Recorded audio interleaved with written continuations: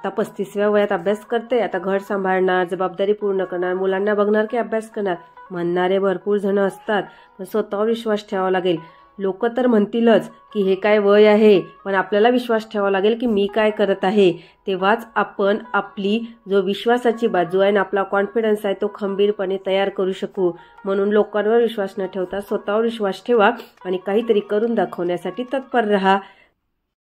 नमस्कार मंडळी, मी वैशाली तुम्हा सर्वांचे स्वागत करते दुपारी 3:30ला. आणि हा व्हिडिओ जो आहे तो पुढे कंटिन्यू झालेला आहे. जो पार्ट 1 काल जो व्हिडिओ आलेला होता त्याच पार्ट 2 आज घेऊन आलेला आहे, कारण व्हिडिओ खूप लांब होत होता कालचा, म्हणून मी आज कंटिन्यू करत आहे.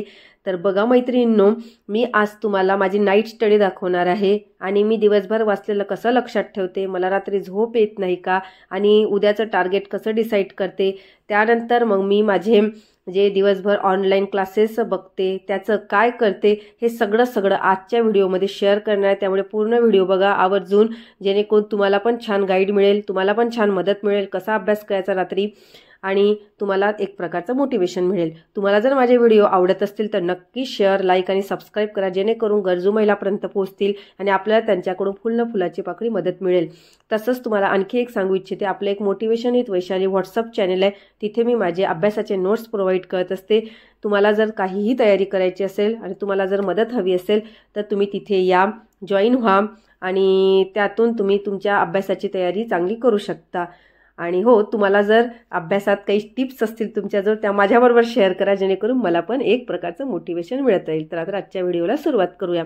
तर बघा, आत्ता मी माझे जे भाजीचं आहे ते म्हणजे वाटाण्याचे मटरचे दाणे काढून घेत आहे. आणि इथे बघा मुलगी आलेली आहे आणि मुलाचे उद्यापासून पेपर चालू होत आहे, वार्षिक एक्झाम, त्यामुळे त्याचा अभ्यास घेत आहे.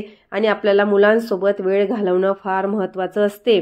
त्यासाठी मी सकाळी उठते, सकाळी 2-3 तास अभ्यास करून घेते. त्यामुळे माझा जो हा वेळ असतो व्हॅल्युएबल, तो मी मुलांसोबत स्पेंड करते, त्यांच्यासोबत बोलते, गप्पा करते. त्यामुळे आपली जबाबदारी आपण पूर्ण करू शकतो आणि हे फार महत्त्वाचं आहे. आपल्याला कोणी काहीही म्हणू द्या, हे काय वय आहे 35व्या वर्षात अभ्यास करायचा, आता मुलं सांभाळणार की जबाबदारी पूर्ण करणार, लोक तर म्हणतच राहतील म्हणून त्यांचा विचार करायचा नाही, कारण आपल्याला डिप्रेशनमध्ये जायचं नसते. म्हणून भरपूर असे खाली ओढणारे भरपूर असतात. कोणीही सहजासहजी समोर जाऊ देत नाही, पण त्यांना इग्नोर करायचं असते. एका कानातून ऐकायचं, दुसऱ्या कानातून सोडून द्यायचं. मी तर म्हणते दोन्ही कानांनी ऐकायचं नाही, फक्त लक्षच द्यायचं नाही. फक्त स्वतःकडे लक्ष द्या, मुलांकडे लक्ष द्या, स्वतःची सेल्फ डेव्हलपमेंट करा, आपली जबाबदारी पूर्ण करा. कारण आपण जर लोकांचा विचार करत बसलो तर आपण आयुष्यात काहीच करू शकणार नाही. म्हणून फक्त स्वतःचा विचार करा, आपल्या घराचा विचार करा, आपल्या जबाबदारीचा विचार करा आणि आपला अभ्यासाचा विचार करा. आणि आपण आपल्या स्वतःला कसं व्हॅल्युएबल ठेवू शकू त्याचा विचार करा.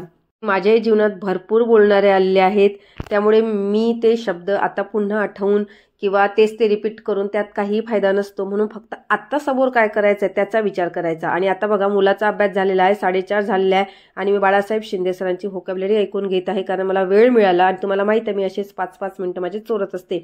मुलं थोड्या वेळ खेळत आहे बाहेर, त्यामुळे मला जेवढा वेळ भेटेल तेवढा वेळ मी माझी व्होकॅब्युलरी ऐकण्यात माझा वेळ आपला स्पेंड करत आहे.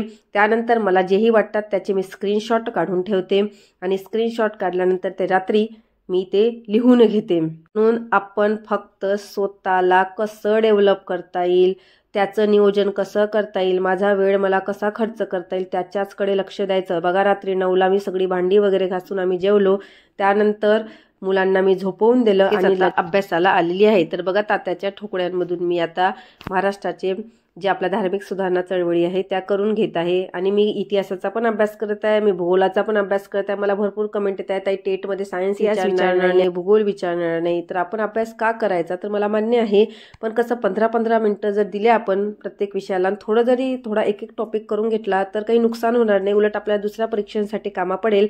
आता हे माझं मत आहे. ज्यांना टेटच्या बुद्धिमत्ता आणि बाकीच्या विषयाकडे लक्ष द्यायचं ते देऊ शकतात. सगळ्यांचा वेगवेगळा टाइम टेबल असू शकतो. 15-15 मिनिटं मी देते या विषयांना, त्यामुळे सगळ्यांची आवड ही वेगवेगळी असू शकते. तर बघा, मी माझा जो समाज सुधारकांचा आणि धार्मिक सुधारणा चळवळीचा अभ्यास करून घेत आहे. माझ्या अभ्यासात आज सुरू आहे प्रार्थना समाज. ज्याही महाराष्ट्रातील धार्मिक सुधारणा चळवळी आहे, 1867 साली प्रार्थना समाज झाली. त्यानंतर 1873 मध्ये सत्यशोधक समाज आणि जे आर्य महिला समाज, पुण्यात पहिली स्त्रियांसाठी संस्था सुरू करण्यात आली ती. त्यानंतर आपण काय म्हणता येईल, समोर अजून मला सार्वजनिक समाज, आर्य समाज ह्या ज्या समाज धार्मिक सुधारणा चळवळी आहेत त्या आपल्यासाठी महत्त्वाच्या आहेत कुठल्याही स्पर्धात्मक परीक्षेसाठी, आणि ह्या वाचलेल्या वाया जाते, उलट आपलं नॉलेज वाढतं. त्यामुळे मी माझा अभ्यास इतिहास आणि भूगोलचा तात्यांच्या ठोकळ्यामधूनच जेव्हा आपण स्वतः प्रयत्न करून तेव्हा देवही आपल्याला साथ देत असतो. तो आपल्याला संध्या आपल्याकडे देत असतो, फक्त आपल्याला त्या ओळखायच्या असतात. बघा मी तुम्हाला एक गोष्ट सांगते की एका गावात एका नदीला भरपूर मोठा पूर आला होता. सर्वजण सुरक्षित ठिकाणी गाव सोडून गेली, पण एक माणूस देव मला वाचवेल माझा पूर्ण विश्वास आहे म्हणून पाण्याच्या टाकीवर जाऊन बसला. तिथे एक माणूस जीप घेऊन आला, तो म्हणाला चल तुला मी वाचवतो. तो म्हणाला नाही माझा पूर्ण विश्वास आहे देव मला वाचवेल. नंतर तो माणूस पाण्याची पातळीवाढी दुसऱ्या मजल्यावर गेला. नंतर परत हेलिकॉप्टर आला, तो माणूस म्हणाला नाही मला देव वाचवेल मी येत नाही तुमच्यासोबत तुम्ही जा. त्यानंतर तो माणूस तिसऱ्या मजल्यावर गेला आणि पण तिसऱ्या मजल्यापर्यंत मग अगोदर जीप आली, हेलिकॉप्टर आला, पण तो गेला नाही. तिसऱ्या मजल्यावर गेल्यानंतर पाण्याची पातळी वाढली, तो मरण पावला. तो नंतर स्वर्गात गेला. त्यांनी देवाला विचारलं तू मला का वाचवलं नाहीस, तू मला बुडू दिलं, मी तुझ्यावर विश्वास ठेवला. तेव्हा देव त्याला म्हणाला तुझ्यासाठी मी जीप पाठवली, होडी पाठवली, हेलिकॉप्टर पाठवलं, पण तू का आला नाहीस, कारण तू प्रयत्नच केला नाही त्यामध्ये बसण्याचा. म्हणून आपल्याला स्वतः प्रयत्न करावे लागतील तेव्हाच देव आपल्या सोबत असतो. म्हणून फक्त देव मला मी प्रयत्न करणारच आहे आणि देव मला यश देईल असं होत नाही. हे तर आपली एक साधी गोष्ट आहे, पण त्यातून आपल्याला भरपूर काही घेता येतं. जर आपण माझ्या नशिबात असेल तर मला मिळेल, अरे आपण प्रयत्नच करणार नाही तर आपल्या नशिबात असेल तर मिळेल कसं आपल्याला. कारण प्रयत्न करू, संघर्ष करू, त्यासोबत आपण लढू, तेव्हाच देव म्हणेल की मी तुझ्या सोबत आहे, मी तुझ्या पाठीशी आहे, तू समोर हो, माझी तुला साथ आहे.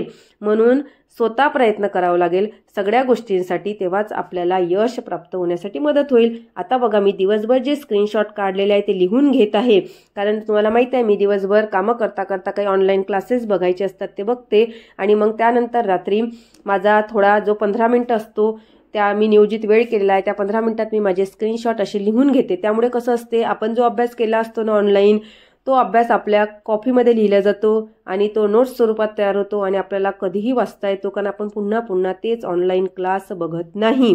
म्हणून माझं तुम्हाला आवर्जून सांगणं आहे, जेही तुम्ही कामं करताना क्लासेस बघता किंवा जेही कुठले ऑनलाईन क्लास बघताना वर डेट टाकायची, काय बघितलं ते, त्याचे स्क्रीनशॉट असेल तर स्क्रीनशॉट, नोट्स असतील तर नोट्स, आणि हेडिंग टाकायचं आणि लिहायला सुरुवात करायची. 5 ते 10 मिनिटं लागतात, पण आपले नोट्स तयार होतात आणि नोट्समुळे आपली रिव्हिजन छान होते. त्यामुळे अभ्यास दिवसभर केलेला छान लक्षात राहतो. आणि आत्ता बघा ही जी डायरी दिसते तुम्हाला, या डायरीत मी उद्या मला कोणता अभ्यास करायचा आहे तो लिहून ठेवते. आता बघा 11:15 झालेले आहेत आणि आता माझा अभ्यास पण झालेला आहे छान. मी मराठीचा अभ्यास करून घेतला, तात्यांचा ठोकळा करून घेतला, आणि हे सगळं मी आपल्या व्हॉट्सअप चॅनलवर शेअर करते. तर बघा आता मी उद्याचं माझं नियोजन लिहून घेत आहे की मला उद्या कुठला अभ्यास करायचा आहे, जर धार्मिक सुधारणा चळवळी करायच्या आहेत का, रिझनिंगमध्ये काय करायचं आहे, मराठीचं काय करायचं आहे. त्यामुळे आपल्याला कसं प्लॅनिंग करायला छान मस्त वेळ मिळतो आणि आपला अभ्यास पण छान होतो. तर आजचा व्लॉग तुम्हाला कसा वाटलाय नक्की मला सांगा. भेटूया पुढील व्लॉगमध्ये पुढील मोटिवेशन सोबत. तोपर्यंत स्वतःची काळजी घ्या, आनंदी राहा आणि भेटूया लवकरच. बाय.